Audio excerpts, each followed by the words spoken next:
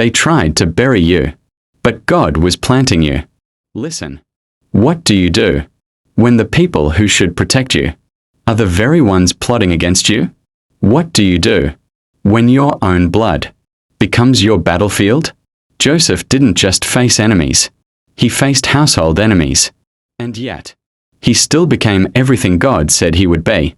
Maybe this is your story. Maybe it's not strangers fighting you, but people who know your name, your past, your weaknesses. The Bible says in Micah 7 verse 6, "A man's enemies are the members of his own household." But I came with a word for you tonight. Your destiny is stronger than their betrayal.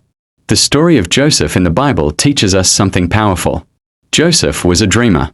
God showed him greatness early. In Genesis 37 verse 5, Joseph had a dream, and when he told it to his brothers, they hated him all the more. The dream was divine, but the reaction was hatred. His own brothers conspired against him. In Genesis 37 verse 28, they sold him for 20 pieces of silver. Blood brothers, but bitter enemies. They stripped him, threw him in a pit, and sold him like he meant nothing. But here's the mystery of God.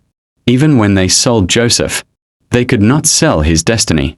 Because in Genesis 39 verse 2, the Lord was with Joseph, and he prospered. Even in slavery, God was with him. Even in prison, God was with him. Hear me. You may be in a pit right now, but the pit is not your final destination. The Bible says in Romans 8 verse 28, "All things work together for good to them that love God." Not some things. Not good things only. All things. Even betrayal. Even rejection. Even pain.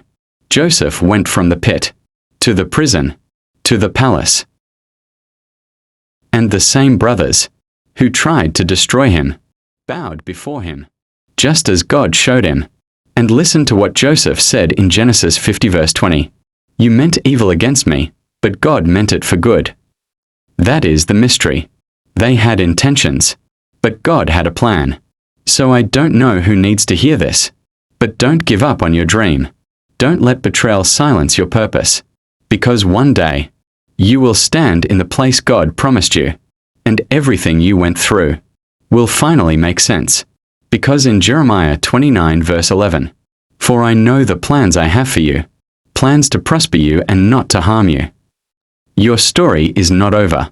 They thought they were burying you, but they didn't know. God was planting you, and planted seeds always rise again. If this message spoke to you, don't forget to like, share, and subscribe. Someone out there needs this encouragement today. Stay strong. Stay faithful.